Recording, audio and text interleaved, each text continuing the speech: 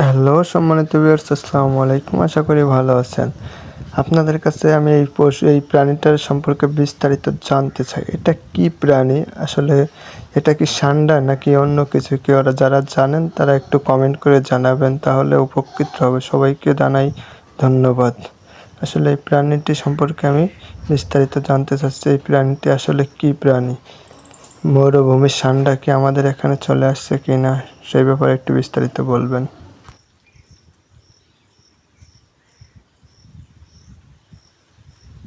গরিবের ষণ্ঢা।